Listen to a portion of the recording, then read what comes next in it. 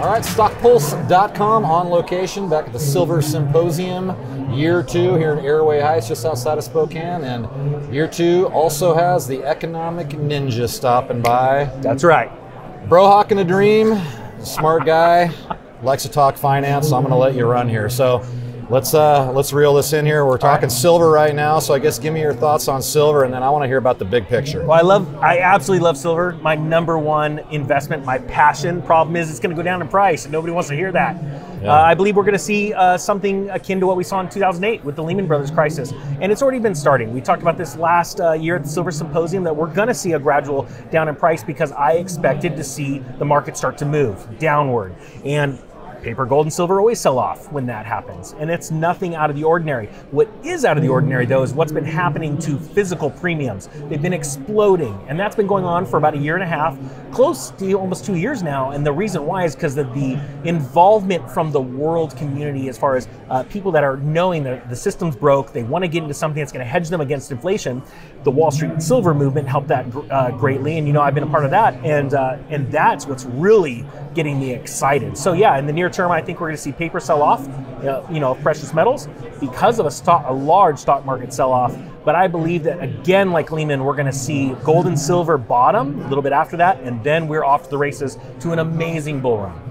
Yeah, let's talk about real quick the Silver Eagle, a $14 premium. Explain that one to me. Well, what's actually really exciting is that most people that have no idea how the precious metal, the physical precious metals industry works, thinks that it's literally simply profiteering. They think that these companies, these large companies, are just making more money, when actually they're not. I was talking with one of the gentlemen from Amex, and they're one of the big 6 buyers from the Mint. And it is very simple. The Mint does not have enough Eagles to supply demand. So what happens when a company wants to buy from the Mint and they run out, they've got to go find it somewhere else, because they're in business to sell silver or gold. They're not in the business of sitting around twiddling their thumbs. So what happens is they've got to go out and find it. I've done videos about this. Right now, you can go and sell your Eagle online to a large buyer and seller. Like, let's just use an Amex, because everybody knows them.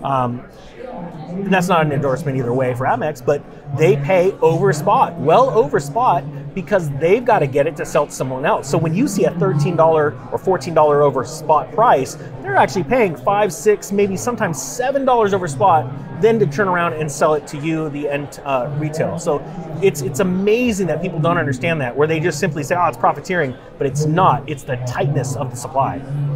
So you paint a picture here of things getting pretty ugly, but you paint a picture of the supply chain being potentially damaged and not having enough. So yeah, how does this all shake out in the end? Well, it's really interesting too. I mean, we have seen amazing problems with the supply chain, which has caused massive inflation, right? Because demand either gets great, it stays the same, and when the supply chain just can't, put enough products out for people, the price goes up, or you have over demand, right? Because of fear. We saw that in the toilet paper market, right? It's not like you started eating any extra Mexican food, but all of a sudden, hey, we need toilet paper because people were scared.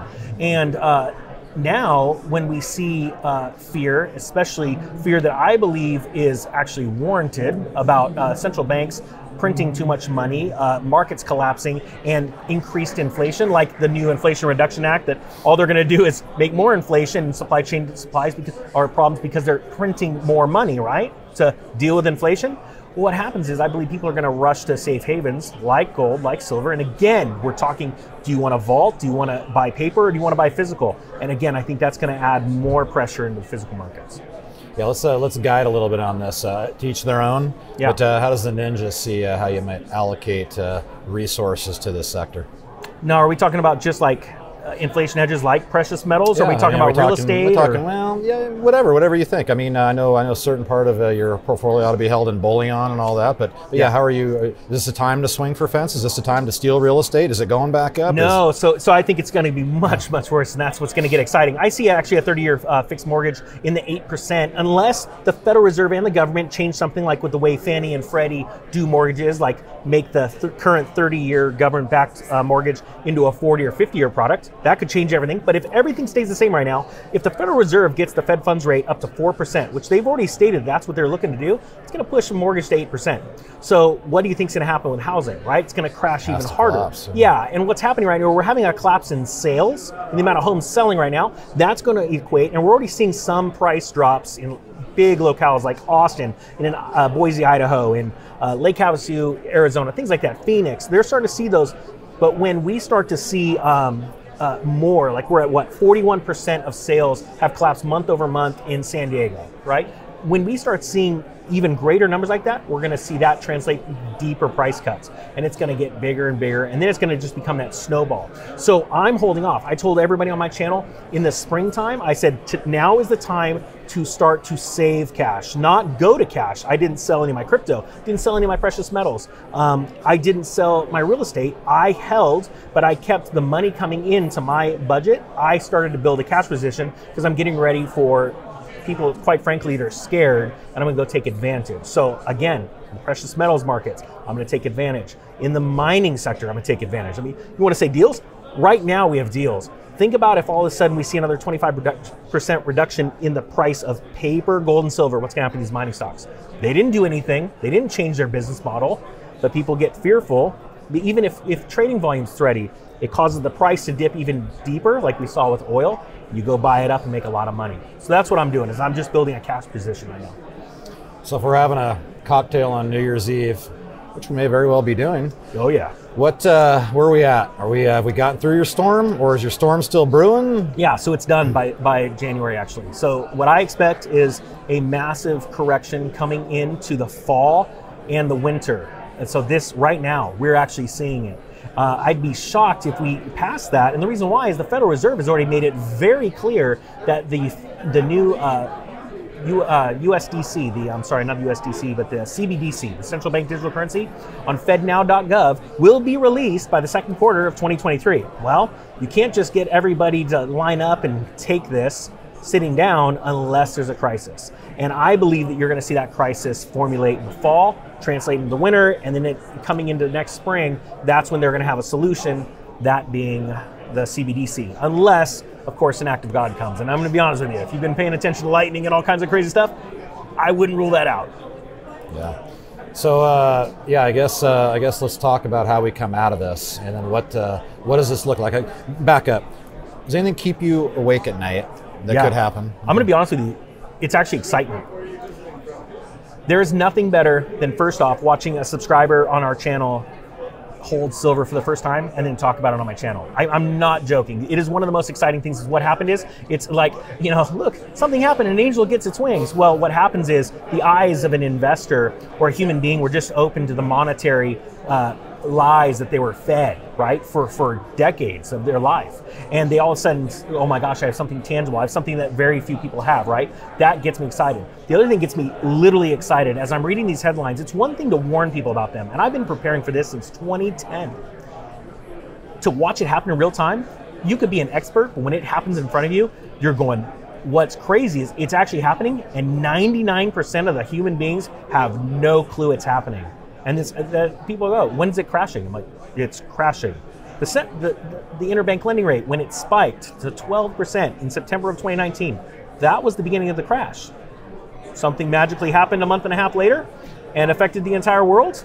And then all of a sudden, the repo window was open. The repo window was open 30 days after that. To give you a context of how big of a deal that was, when Lehman Brothers collapsed, the repo window didn't open for 4.5 months in January of 2008. But yet, in September of 2019, when the banks didn't trust each other, repo window was open in 30 days.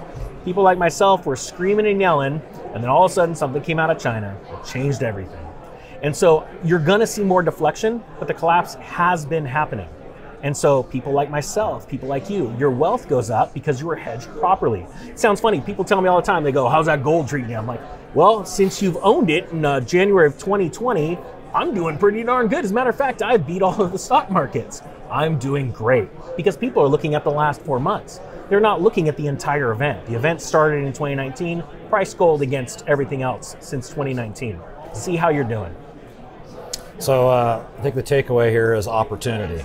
Tons. So look into that camera there, Ninja, and give the audience the opportunity here and give them a little bit of a playbook. I'm going to be honest with you. The greatest opportunity sits in front of you that you probably won't take. And the reason why I say that is because I use the analogy of in real life, not my fake life, I'm a firefighter, and I'm used to running towards a building as people are running out, right? And I equate this to a burning financial structure. And people are running out, losing their tails, they're screaming everything's collapsing, and you're running in buying up assets literally in a fire sale, right? And people are going to say you're crazy.